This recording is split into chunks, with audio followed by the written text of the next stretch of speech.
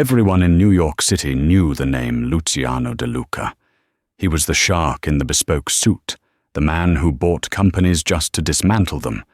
But no one knew the secret he kept hidden in his penthouse, a mother who was slowly forgetting the world.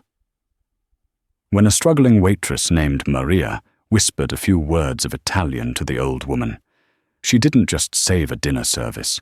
She started a war involving a jealous socialite, a missing heir, and $1 billion secret. This isn't a fairy tale. This is the story of how a $3 tip changed everything. The rain in Manhattan wasn't just rain, it was a hostile entity.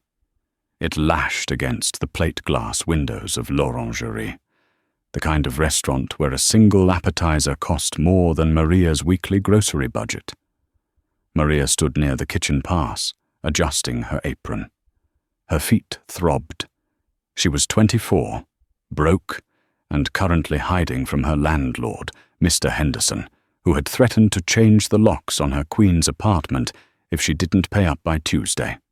"Table 1 is open," Claude, the maitre d', hissed, snapping his fingers in Maria's face. Claude was a thin, nervous man who smelled perpetually of mints and fear. "They are 5 minutes away. De Luca, do not mess this up, Maria. I mean it. If a spoon is out of place, you're out." The kitchen went silent. Even the head chef, a volatile Frenchman named Pierre, paused his chopping. Luciano De Luca. The name carried weight. He was the CEO of De Luca Holdings, an Italian-American conglomerate that owned half the skyline. The tabloids called him the Roman Iceman. He was 32, devastatingly handsome, and apparently had a heart made of granite. "I've got it, Claude," Maria said, her voice steady despite the flutter in her stomach. She needed this shift. She needed the tips. At 8:05 p.m., the heavy oak doors swung open. The air in the restaurant seemed to drop 10 degrees. Luciano De Luca entered first. He was taller than he looked in the magazines, wearing a charcoal suit that fit his broad shoulders with military precision. His jaw was sharp, his eyes a dark, piercing brown that scanned the room like a predator assessing a jungle. But it was the woman beside him who caught Maria's attention. She was elderly, perhaps in her late 70s, gripping Luciano's arm with frail, trembling fingers. She wore a vintage black dress and pearls that looked heavy enough to sink a ship. She looked confused, her eyes darting around the opulent dining room with fear rather than admiration. "Table 1, Luciano commanded. He didn't ask. He didn't smile. Maria guided them to the best table in the house, secluded in a velvet-draped alcove. As they sat, Maria noticed the tension. Luciano looked exhausted, the lines around his eyes deep. The elderly woman, his mother, surely, was muttering softly, wringing a linen napkin in her hands. "Water. Sparkling. No ice," Luciano ordered, not looking at Maria. "And bring the menu, but don't speak to her. She's tired." Maria nodded and rushed to the bar. When she returned, the situation had deteriorated. The elderly woman, Isabella, pushed her plate away as soon as Maria set it down. "No, non lo voglio," Isabella cried out, her voice cracking. She knocked the bread basket onto the floor. The restaurant went silent. Other diners turned to stare. Luciano closed his eyes, his jaw clenching. He leaned in, whispering harshly in English. "Mother, please, stop it. People are staring. Just eat the bread." "Dove sono? Voglio andare a casa," Isabella wailed, tears streaming down her powdered cheeks. She looked terrified, trapped in a fog of dementia that stripped away the present and left only fear. Luciano looked helpless. For the first time, the billionaire looked like a lost boy. He tried to grab her hand, but she pulled away, slapping his wrist. Claude, the manager, was sprinting over, sweat beading on his forehead. "Mr. De Luca, is everything all right? Perhaps a private room?" "Get away," Luciano snarled at Claude. Isabella began to hyperventilate. She was reaching for her throat, gasping. "It's too tight! The air! L'aria!" Maria didn't think. She didn't look at Claude, who was signaling her to back off. She stepped forward, dropping to one knee beside the terrified old woman. She ignored the billionaire towering over her. Maria took Isabella's trembling hand in both of hers. She looked directly into the woman's watery eyes. "Signora, respiri," Maria said softly, her voice dropping into the lyrical, warm cadence of the Tuscan dialect her grandmother had taught her before she passed. "Siamo qui. Siete al sicuro. Guardami. Mom, breathe. We are here. You are safe. Look at me." Luciano froze. He stared at the waitress, at her frayed cuffs, her messy bun, her name tag that read, Maria. Isabella stopped gasping. She blinked, focusing on Maria. "Ci sei?" "Who are you?" Isabella whispered. "Sono un'amica," Maria lied gently, smiling. "Ricordi l'odore del basilico e della pioggia? Fuori piove, come a casa." "I am a friend. Remember the smell of basil and rain? It's raining outside, like home." Isabella's shoulders dropped. The terror vanished, replaced by a sudden, lucid clarity. She reached out and touched Maria's cheek. "Hai gli occhi tristi," Isabella murmured in Italian, ignoring her son entirely. "Come me. Come il mio Luciano. You have sad eyes. Like me. Like my Luciano." Then, Isabella looked up at her son, then back to Maria. She squeezed Maria's hand. "Hai appena rubato il mio cuore. You just stole my heart." Maria smiled, tears pricking her own eyes. "Grazie, signora." She stood up, smoothing her apron. The silence at the table was deafening. Luciano De Luca was staring at her. It wasn't the dismissive glare he'd given the manager. It was intense, analyzing, stripping her bare. "You speak Italian," Luciano said. His voice was deep, vibrating in the small space. "My nonna was from Lucca," Maria said, keeping her head down. "She raised me." "My mother hasn't spoken a calm sentence in 3 weeks," Luciano said, almost to himself. "She refuses to speak English anymore. The doctors say it's the Alzheimer's regressing her to her childhood." "She was just scared," Maria said simply. "This place, it's loud, it's not home." Luciano didn't blink. He reached into his jacket pocket, pulled out a sleek black card, and placed it on the table. "Bring her the soup, the one with the quietest spoon," Luciano said. The rest of the dinner passed in a blur. Maria served them flawlessly. Isabella ate every bite, provided Maria explained what it was in Italian first. For an hour, the Roman Iceman watched Maria more than he watched his food. When they left, Luciano paused at the door. He didn't look at Claude. He looked at Maria. He gave a curt nod, then vanished into the rain with his mother. Maria let out a breath she felt she'd been holding for 2 hours. She went to the table to clear it. Under the napkin, there was a tip. It wasn't cash, it was a check. She unfolded it. $5,000. Maria gasped, her hand flying to her mouth. This was rent. This was debt. This was freedom. "Maria!" Claude's voice was like a whip. He marched over, snatching the check from her hand. His eyes bulged when he saw the amount. "You think you can embarrass this establishment?" Claude hissed, his face red. "Kneeling on the floor? Speaking unauthorized languages to VIP guests? You made us look like a nursing home." "I helped her," Maria protested, reaching for the check. "He gave that to me." "He gave it to the service," Claude lied, pocketing the check. "And your service is no longer required. You stepped out of line, Maria. You're fired. Get out." "You can't do that. That's my money." "Call the police if you want," Claude sneered. "Who will they believe? The manager of l'Orangerie or a broke waitress with an eviction notice? I know about your situation, Maria. Get out before I call security." Maria stood there, the sounds of the kitchen fading into a high-pitched ring. She had saved the billionaire's night, and in return, she had lost everything. She walked out into the rain, the water soaking through her thin uniform, tears mixing with the cold drops on her face. She had no job, no money, and Tuesday was 2 days away. The next morning, Maria sat in a dingy coffee shop on 34th Street, circling job ads in a discarded newspaper. Her eyes were puffy from crying. Dishwasher needed, night shift, minimum wage, cleaner wanted. Must have own supplies. It was hopeless.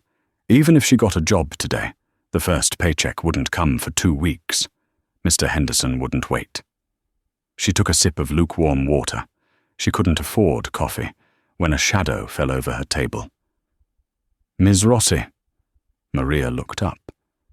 Standing there was a man who looked like a refrigerator in a suit. He was wearing an earpiece and dark sunglasses, even though they were indoors. "Who are you?"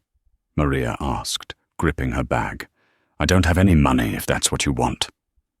"Mr. Duca would like a word," the man said. He gestured to the window. Parked outside in a loading zone was a black Rolls-Royce Phantom. It looked like a spaceship landed in the middle of the gritty New York street. "Mr. Duca?" Maria's heart hammered. "Is this about the check? Because Claude took it. I didn't keep it."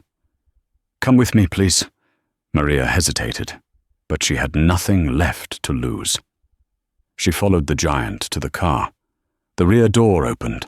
Luciano De Luca was sitting inside, typing on a tablet.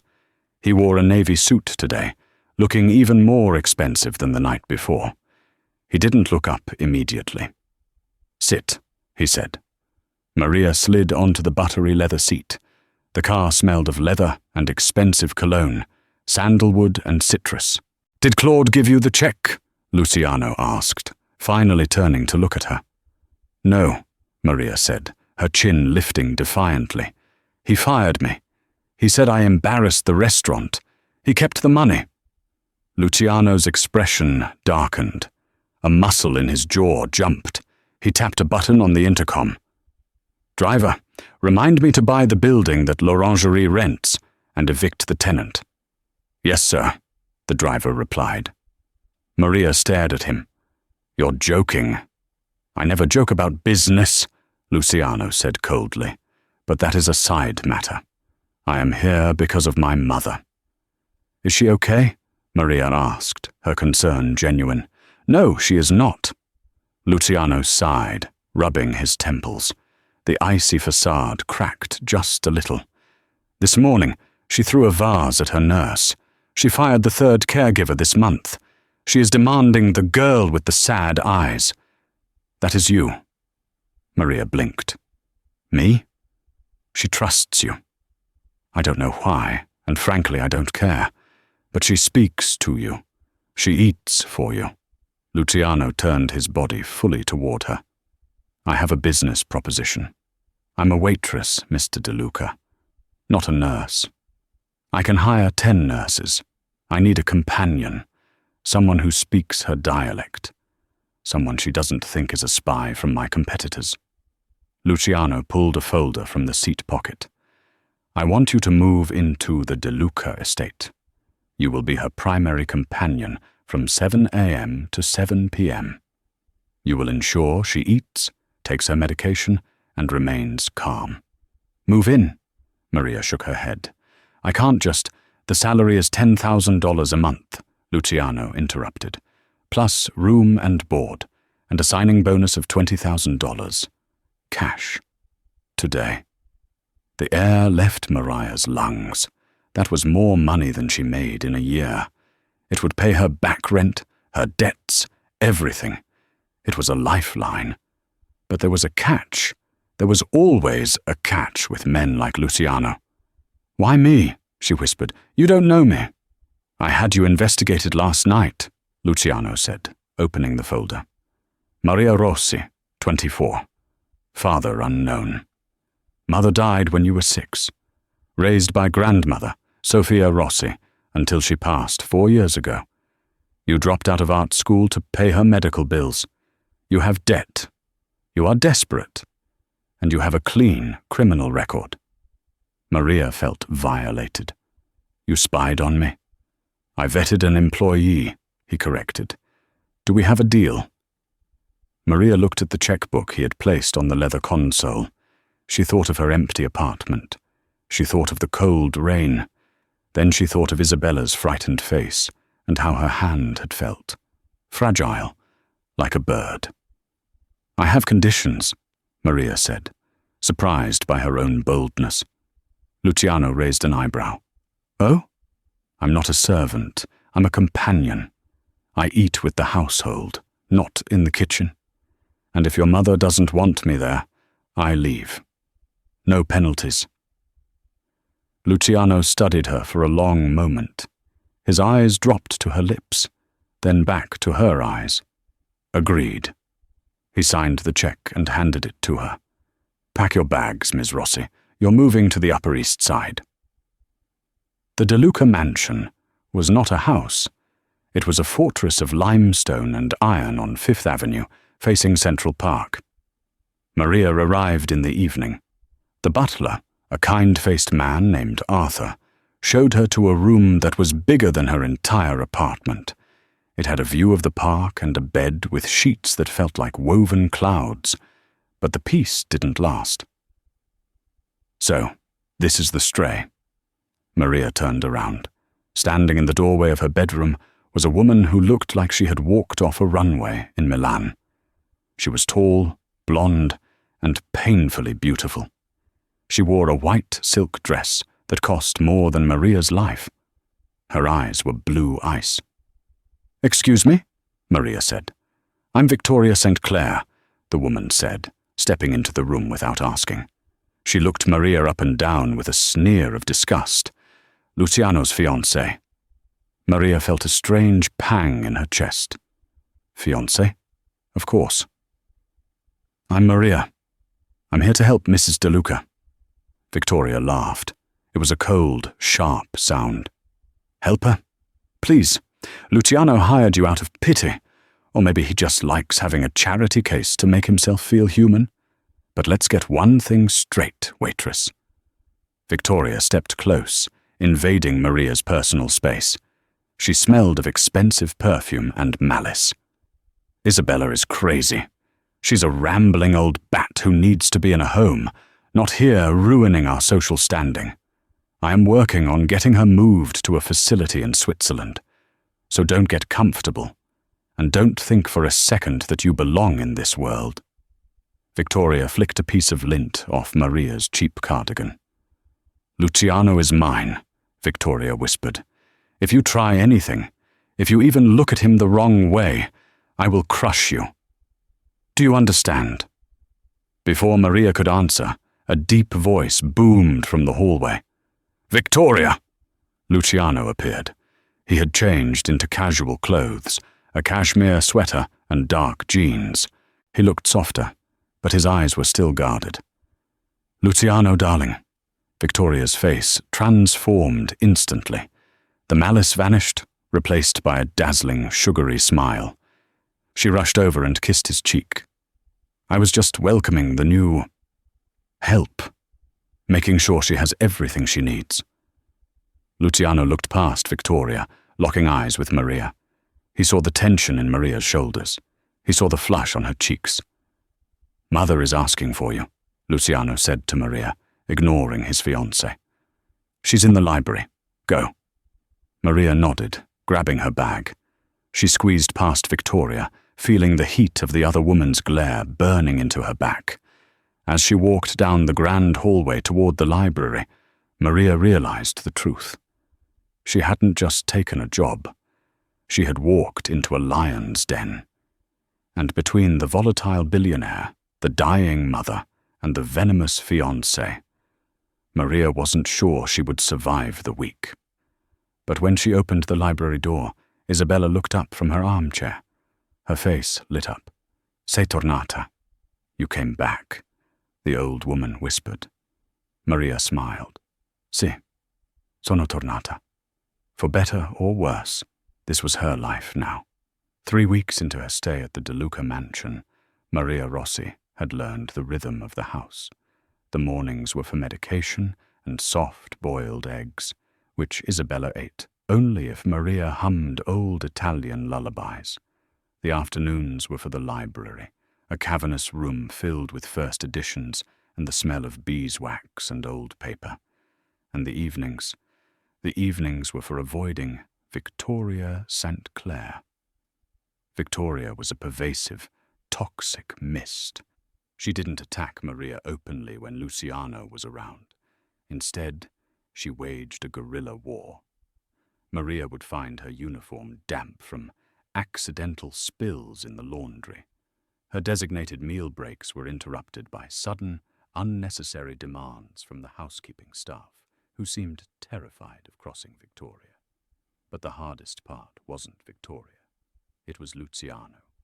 He was a ghost in his own home. He left before dawn and returned after midnight. But on this Tuesday, a heavy thunderstorm, the kind that rattled the window panes, had grounded his helicopter. He was home early. Maria was in the library with Isabella. The storm had agitated the old woman. Isabella was pacing, clutching a leather-bound book to her chest. "Lui sta arrivando, il ladro! He is coming! The thief!" Isabella whispered frantically. Maria sat on the rug, her posture open and non-threatening. "Nessun ladro, signora. Just the thunder. Come, sit." "No!" Isabella's eyes were wild. "We have to hide the ledger. The red ledger.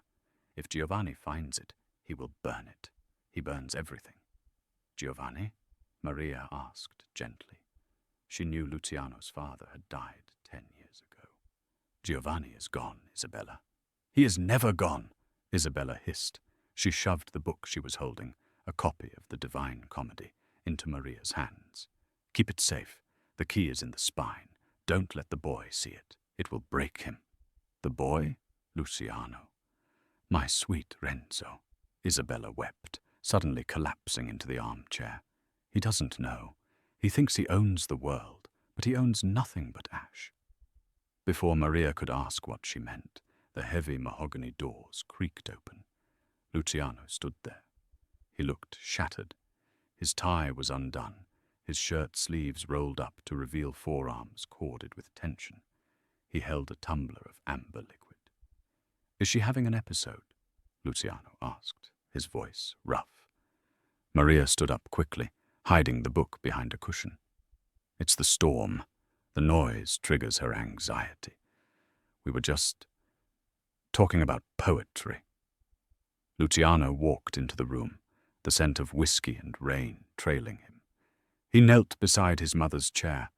Isabella was staring blankly at the fire now, the moment of lucid panic gone. "Mama?" Luciano said softly. Isabella didn't respond. She hummed a tune, rocking back and forth. Luciano sighed, a sound so heavy it seemed to crack his ribs. He stood up and walked to the window, staring out at the deluge battering Central Park. "I fired 3 board members today," Luciano said. He wasn't looking at Maria, but he was speaking to her. "They wanted to sell off the Heritage Division. The artisan workshops in Tuscany my grandfather built. They said it wasn't profitable." "Did you let them?"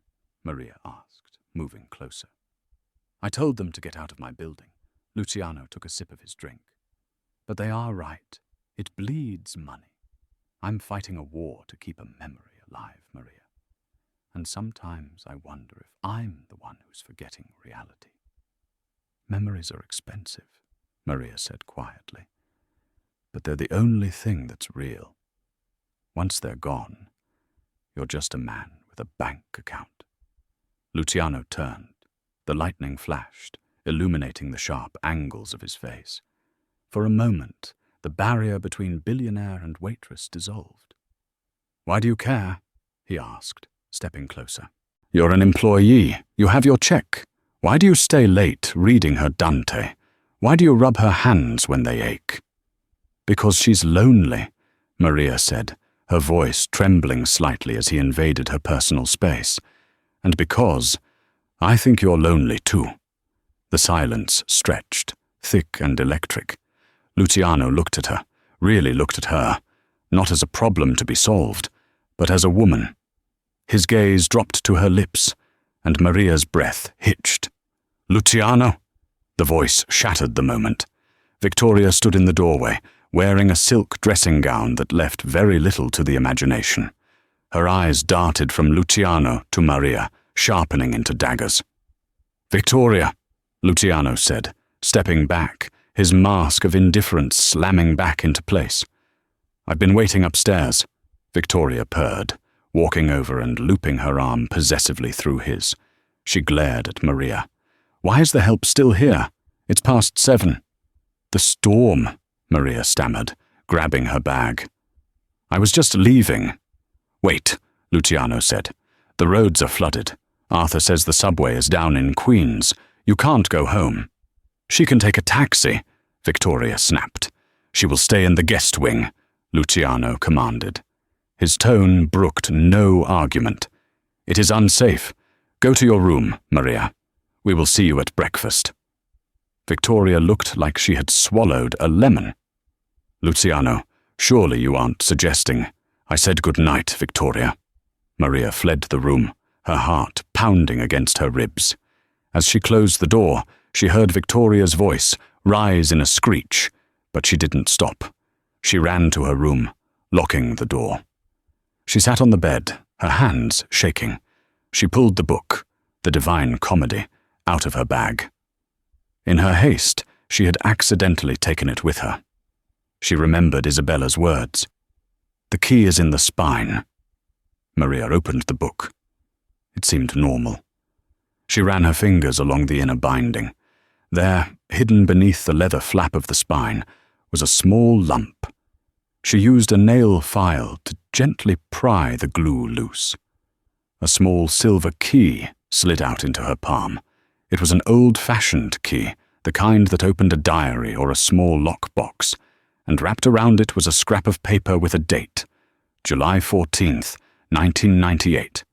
Maria stared at the date. July 14th, 1998. That was the day Maria's mother had died. A chill that had nothing to do with the storm swept through her. Why did Isabella de Luca have a key hidden in a book marked with the day Maria's mother died? Maria hid the key in the bottom of her makeup bag. She wouldn't sleep tonight.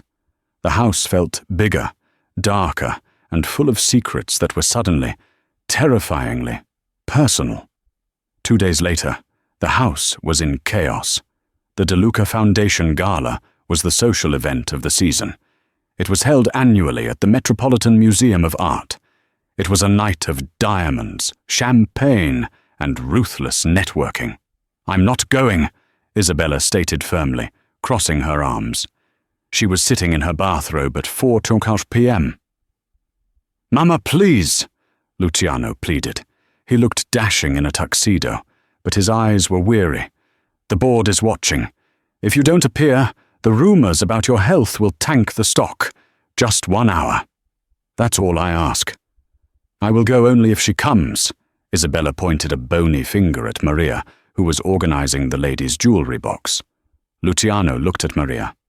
"Maria? Me?" Maria widened her eyes. "Mr. De Luca, I don't have a ticket, or address, or place in that world." "She is my support," Isabella insisted. "If she does not go, I stay here." Luciano didn't hesitate. "You're coming. I'll have a stylist sent over immediately." "Ridiculous!" Victoria stormed into the room.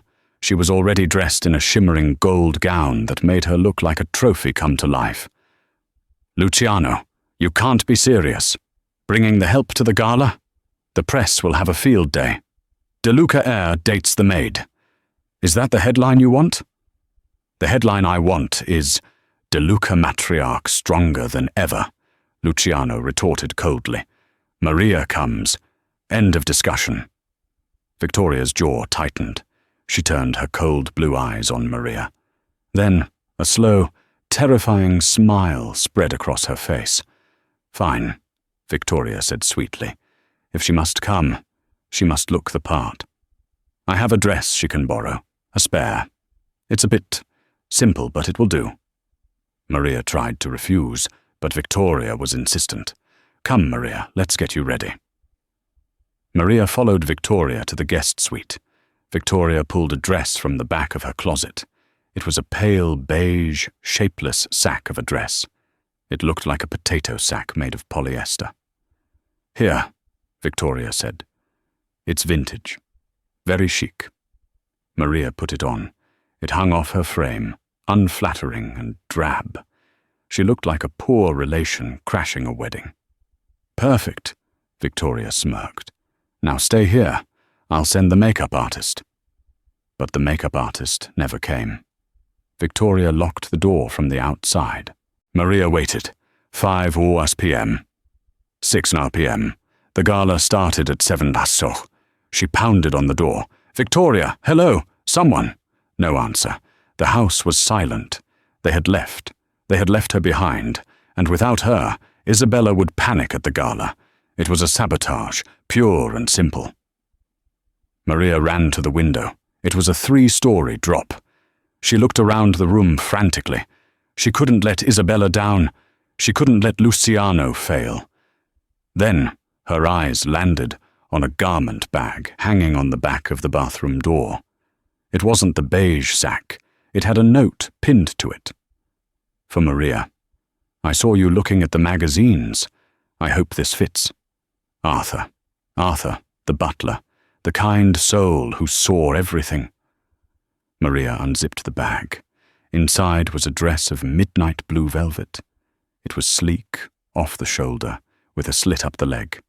It was modest, yet devastatingly elegant. It was the color of the Roman sky at dusk. She stripped off the beige monstrosity and slipped into the velvet. It fit like a second skin. She pinned her hair up in a messy, chic chignon, applied red lipstick she found in her purse, and grabbed her heels. She picked the lock of the bedroom door with a bobby pin, a trick she learned from her landlord when he locked the laundry room. She ran downstairs. The limousines were gone. Maria ran out to Fifth Avenue.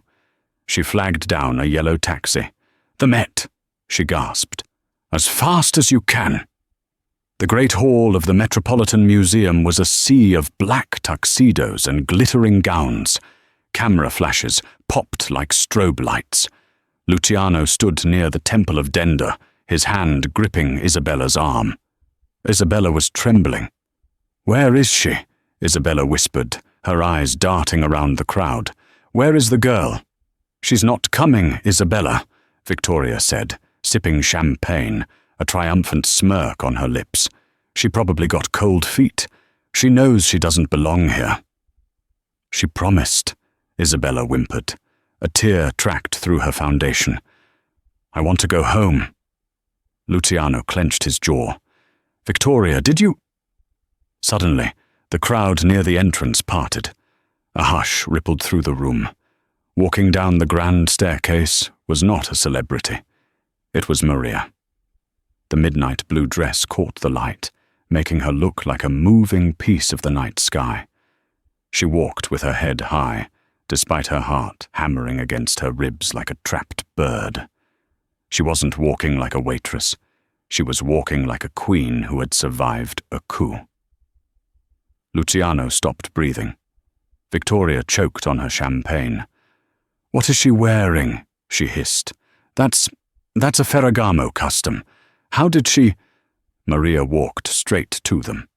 She ignored the stares. She ignored the whispers. She walked right up to Isabella and took her hands. "Sorry I'm late, Signora," Maria said, her voice steady. "Traffic in Queens is murder." Isabella let out a sob of relief and clung to Maria. "You came." "Always," Maria said. She looked up and met Luciano's gaze. He was staring at her with an intensity that made her knees weak. There was shock in his eyes, yes, but also something else. Pride. Hunger. "You look Luciano started, his voice rough. Inappropriate? Victoria cut in, her face red with rage. She's wearing a dress worth more than her life. Who paid for that? Luciano, did you? Arthur has excellent taste, Maria said coolly to Victoria. And unlike some people, he knows that class isn't about the price tag. It's about kindness. Victoria opened her mouth to scream, but a flashbulb blinded them. Mr. DeLuca! Mr. DeLuca! Who is the mystery woman? A reporter shouted. Luciano didn't look at the reporter. He didn't look at Victoria. He stepped forward, offering his arm to Maria. Shall we dance? He asked. I'm here for your mother, Maria whispered. My mother is fine, Luciano said, glancing at Isabella, who was happily chatting with an old senator, calm now that Maria was near. Dance with me. He pulled her onto the floor. The orchestra began to play a waltz. Luciano's hand was warm on the small of her back. He pulled her close, closer than was proper. You managed to escape Victoria's trap, Luciano murmured near her ear. I'm resilient, Maria said, looking up at him. I know, Luciano said. His eyes searched hers. Tonight, when you walked in, for the first time in 10 years, I didn't hate this world. You light it up, Maria. Luciano, don't, she warned softly. I'm the help, remember? To hell with that, he growled. He spun her, and for a moment, the world blurred. There was only the scent of sandalwood, the strength of his arms, and the terrifying realization that she was falling in love with a man who was engaged to a shark. But the night wasn't over. As the dance ended, a man approached them. He was short, balding, and wearing a suit that cost more than the museum. This was Mr. Rossi, no relation to Maria, the head of the Italian labor union that was threatening to strike at De Luca's Tuscan factories. Signor De Luca, the man grunted in Italian, we have nothing to say to each other. Luciano stiffened. Signor Bianchi, please, this isn't the place. My men are starving, Bianchi spat, and you dance with whores in velvet. Luciano's fist clenched. He was about to strike the man. Signor Bianchi, Maria spoke up, her Italian flawless, her accent thick with the specific, rustic dialect of Lucca, Bianchi's home region. Bianchi froze. He looked at Maria. You speak the tongue of the valley? He asked, surprised. My grandfather was a tanner in Lucca, Maria said, continuing in the dialect. He lost 3 fingers to the leather press. I know the smell of hunger, Signor Bianchi. Mr. De Luca is a hard man, yes, but he fights for the heritage. If the factories close, the craft dies. He is trying to save the history, not just the profit. Give him a chance to explain. Bianchi stared at her. The anger drained from his face, replaced by a grudging respect. It was the accent. It was the undeniable authenticity of her voice. You speak well, girl, Bianchi grunted. He looked at Luciano. You have a smart advisor, De Luca. Okay, tomorrow, 9 a.m. We talk. Bianchi walked away. Luciano stared at Maria. She had just saved $1 billion merger with 3 sentences. Who are you? Luciano whispered. Just a waitress, Maria said softly. Luciano didn't care about the cameras. He didn't care about Victoria watching from the sidelines with murder in her eyes. He took Maria's hand and kissed the inside of her wrist. You didn't just steal my mother's heart, Luciano said, echoing the words from the restaurant. I think you have taken everything. From across the room, Victoria smashed her champagne glass against a pillar. The sound was lost in the applause, but the war had officially begun, and Victoria played dirty. She pulled out her phone and dialed a number. Get me everything on Maria Rossi, she hissed into the receiver. Dig up the graves. I want her destroyed by morning. The morning after the gala, the De Luca mansion was quiet. but it was the silence of a held breath before a scream. Maria woke up feeling a strange mixture of elation and dread. The way Luciano had looked at her on the dance floor, it had felt real. For the first time in her life, she felt seen. She dressed quickly in her uniform, intending to bring Isabella her morning tea. But when she opened her bedroom door, she found the hallway blocked. 2 police officers stood there, their hands resting on their belts. Behind them stood Victoria, looking fresh and sharp in a white pantsuit, and Luciano, who looked like he hadn't slept in a week. "What is this?" Maria asked, her heart dropping to her stomach. "Maria Rossi," one of the officers said, stepping forward. "We have a warrant to search this room and your person for stolen property." "Stolen property?" Maria laughed nervously. "I don't have anything. Ask Mr. De Luca. He knows I—" She looked at Luciano. He didn't meet her eyes. He was staring at the floor, his jaw clenched so hard, a vein throbbed in his temple. "Let them search, Maria," Luciano said, his voice dead. "Luciano?" Maria whispered. "You can't be serious." Victoria stepped forward, her voice dripping with faux sympathy. "Oh, Maria, don't make it harder than it needs to be. We know about your father." Maria froze. "My father? I don't know my father." "Don't you?" Victoria pulled a file from under her arm. "Alberto Rossi. He was a junior accountant for De Luca Holdings in the 90s. He was fired for embezzlement. He swore revenge on the De Luca family before he vanished. And now, 20 years later, his daughter shows up, worms her way into the house, and suddenly, heirlooms go missing." "That's a lie," Maria shouted. "I didn't know any of that. My grandmother raised me." "Officer," Victoria commanded, "search the bag." The policeman grabbed Maria's battered leather satchel from the dresser. He dumped the contents onto the bed. Old receipts, a stick of gum, a sketchbook, and the small silver key Maria had found in the library. "Aha," Victoria said, pointing at the key. "The key to the master safe in the study. Only Luciano and Isabella are supposed to have copies." "I found that in a book," Maria protested. "Isabella gave it to me to hide. She was scared." "Likely story," the officer muttered. He reached into the side pocket of the bag and pulled out a velvet pouch. He opened it. Inside was a diamond bracelet, Isabella's favorite. Maria gasped. "I didn't take that. I've never seen that pouch before. She planted it." She pointed a shaking finger at Victoria. "That is enough," Luciano said.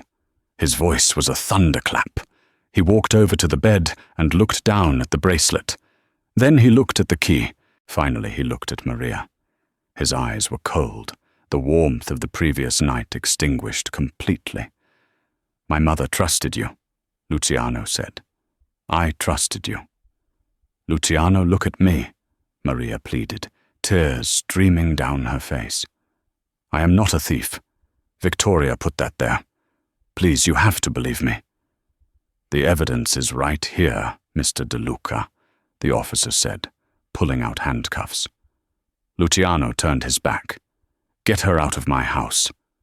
"Luciano!" Maria screamed as the officer grabbed her wrists. The cold metal clicked shut, pinching her skin. "She's lying! Check the cameras! Luciano!" The cameras in the guest wing were mysteriously disabled last night, Victoria said smoothly. "Very clever of you, Maria." They dragged Maria down the grand staircase. The staff watched from the shadows. Pierre, the chef, the maids. They looked sad, but no one spoke. No one defied the police. As they reached the front door, Arthur the butler stepped forward, his face pale. "Sir, if I may—" "Not a word, Arthur," Luciano snapped without turning around. Maria was shoved into the back of a squad car. Through the rain-streaked window, she saw Luciano standing on the steps of his empire. Victoria stood beside him, placing a comforting hand on his shoulder. Luciano didn't shrug her off. As the car pulled away, taking Maria to a holding cell in Precinct 19, something inside her broke. It wasn't just her heart. It was her belief that good things could happen to people like her. She realized then that in the war between the rich and the poor, the truth didn't matter. Only the power did. 3 days later. The charges were heavy: grand larceny and corporate espionage. Maria's court-appointed lawyer, a tired man named Mr. Henderson, ironically the same name as her landlord, told her to plead guilty to get a reduced sentence. Maria sat in the holding cell, staring at the concrete wall. She refused. She would rot in there before she admitted to a lie. Back at the Duca mansion, the silence was deafening. Isabella had stopped eating. She refused to leave her room. She screamed if Victoria came near her. Luciano sat in the library, a glass of whiskey in his hand. It was 2 a.m. The house felt haunted. On the desk in front of him sat the evidence the police had returned to him after processing: the diamond bracelet and the silver key. He picked up the key. It was old, tarnished. Why? He asked himself. Why would she steal the bracelet but keep a rusty key that opens nothing of value? Victoria had said it opened the master safe. But Luciano knew the master safe used a biometric scanner. This key was for something else.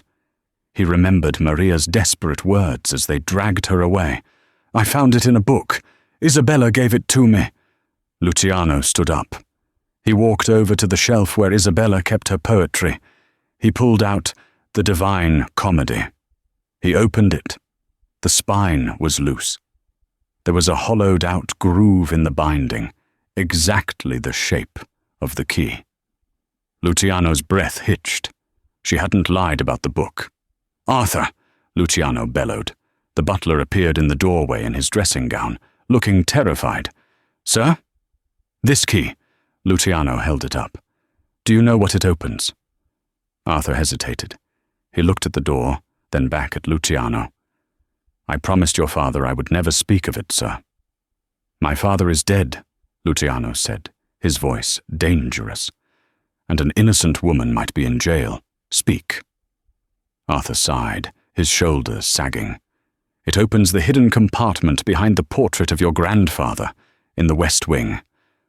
Luciano didn't wait. He sprinted through the house to the West Wing. He found the massive oil painting of Carlo De Luca, the founder of the company. He felt along the frame until he found a small keyhole disguised in the woodwork. He inserted the silver key. It turned with a satisfying click. The painting swung forward on a hinge. Behind it was a small wall safe. Inside there was no money. There was only a book, a red leather ledger. Luciano took it out. His hands were shaking. He opened it. It wasn't a ledger of accounts. It was a diary, his father's diary.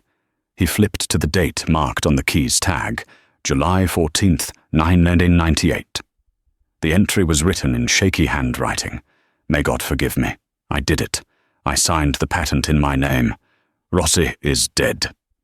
He died of a heart attack when he found out I stole the design for the synthetic leather process. It was his life's work. I stole it to save the company. I have blood on my money." I went to his house to confess to his widow, Sophia, but she screamed at me. She had a little girl hiding behind her legs, a girl with sad eyes named Maria. I am a thief. I have built a castle on sand. Luciano dropped the book. The room spun. Rossi. Alberto Rossi wasn't a disgruntled employee. He was a myth Victoria invented. The real Rossi was Carlo Rossi, a genius inventor and Maria's grandfather. The De Luca fortune, the billions, the empire, the prestige. It was all built on a stolen idea. Stolen from Maria's family. Isabella knew. That's why she was terrified of the thief. She wasn't afraid of someone breaking in. She was afraid of the truth getting out. She saw Maria's eyes and recognized the sins of the past.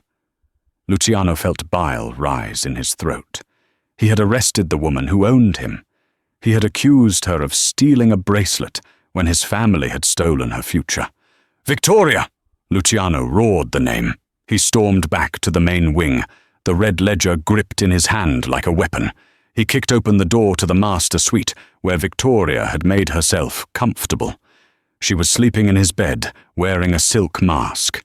She sat up, startled. "Luciano? What's wrong?"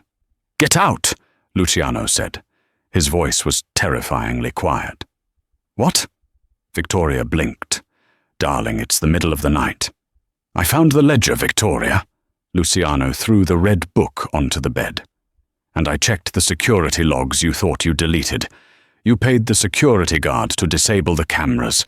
I have the bank transfer on my phone." Victoria's face went pale. The mask of perfection slipped, revealing the ugly panic underneath. "Luciano, wait! I did it for us! That girl was a threat! She was manipulating your mother!" "She is the rightful heir to this company," Luciano shouted, his voice cracking.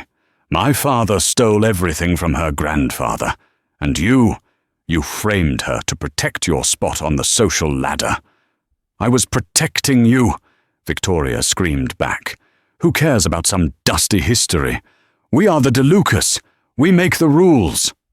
"Not anymore," Luciano said. "You have 10 minutes to pack your bags and leave. If you are still here in 11 minutes, I call the police. And unlike you, I have real evidence." Victoria scrambled out of bed, grabbing her jewels. "You'll regret this, Luciano. You'll be the laughing stock of New York, dating a jailbird." "I'd rather date a convict than a monster," Luciano spat. He turned and ran out of the room. He ran down the stairs, shouting for his driver. "Get the car! We're going to the 19th precinct."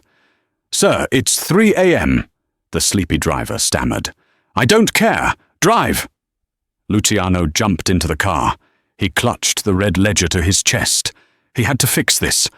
But as the car sped through the rainy streets, a cold fear gripped him. Maria was proud. She was strong. He had humiliated her, abandoned her, and thrown her in a cage. Even if he got her out, why would she ever forgive him? He looked at the rain lashing against the window. It was just like the night they met. "Please," Luciano whispered to the empty air. "Please don't be too late." The holding cell at the 19th precinct smelled of stale coffee and despair. Maria sat on the metal bench, her midnight blue velvet dress, now wrinkled and stained, feeling like a cruel costume. She had been foolish to think she could step into Luciano's world without being destroyed. "Rossi, you made bail." The heavy door buzzed open. Maria walked to the front desk, expecting to see a public defender. Instead, she saw Luciano. He stood in the center of the chaotic station like a man who had survived a shipwreck. He was soaking wet, his tuxedo shirt unbuttoned, his eyes hollowed by grief. When he saw her, he flinched. "Maria," he breathed, stepping forward. "Don't," Maria said, her voice cold. "You watched them handcuff me, Luciano. You let Victoria destroy me because it was easier than trusting the help. I don't want your apology. I just want my bag." "I didn't come to apologize," Luciano's voice boomed, silencing the room. "I came to give it back." He pulled the red ledger from his jacket and shoved it toward her. "My father didn't build De Luca Holdings," Luciano said, his hands trembling. "He stole it. In 1998, he stole the patent for the synthetic curing process from a man named Carlo Rossi." Maria froze. "My grandfather?" "Yes. He died a week after my father stole his life's work. My father wrote his confession in this book. The company, the billions, it's blood money. It belongs to you." Maria stared at the ledger, the pieces of her family's poverty suddenly making sense. You're lying. Look at the screen. Luciano pointed to the TV mounted in the corner. CNBC was flashing a red banner. Breaking. Duca CEO admits fraud. Resigns. Footage played of Luciano standing on the precinct steps just minutes ago. On screen, he spoke into a cluster of microphones. I am liquidating my assets to establish a restitution fund for the Rossi family. I publicly apologize to Maria Rossi, the only innocent person in this story. Maria looked from the screen back to the man standing before her. He had just incinerated his reputation and his empire to prove her innocence. Why, she whispered, you could have paid me off quietly. Because I love you, Luciano said, dropping to his knees on the dirty floor, ignoring the staring officers. I lived my whole life protecting a lie. I would rather be poor and honest with you than a billionaire without you. The anger in Maria's chest shattered. She walked over, took his face in her hands, and pulled him up. You're an idiot, she sniffed, wiping tears away. You resigned? Who is going to run the company? Me? I'm a waitress. We can sell it, Luciano said desperately. We can leave. No, Maria said, the steel returning to her spine. My grandfather didn't invent that process, so you could sell it for scrap. We aren't selling. I'll take the shares. But I need a CEO who knows how to fight. Luciano let out a breath of pure relief, pulling her into a crushing embrace. I love you, Maria Rossi. I love you too. Now take me home. I have a very angry old woman to explain this to. 6 months later.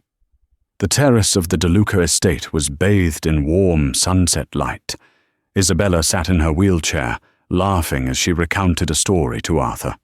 She looked peaceful, her anxiety soothed by the presence of family. Maria stood at the railing, looking out over Central Park. Luciano came up behind her, wrapping his arms around her waist. Victoria sent another letter from Paris, Luciano murmured. Asking for a settlement. Burn it, Maria said with a smile. She touched the small silver key she now wore on a chain around her neck. It was no longer a secret. It was a symbol. You know, Maria teased, leaning back against him, you still owe me for that shift I worked. Claude never paid me. Luciano kissed her cheek. I think I can cover it. How does 50% of $1 billion company sound? It's a start, she laughed. She had walked into l'Orangerie with nothing but a uniform and a prayer. She was leaving with a legacy, a family, and a love that had survived the storm. And that is the incredible story of Maria and Luciano.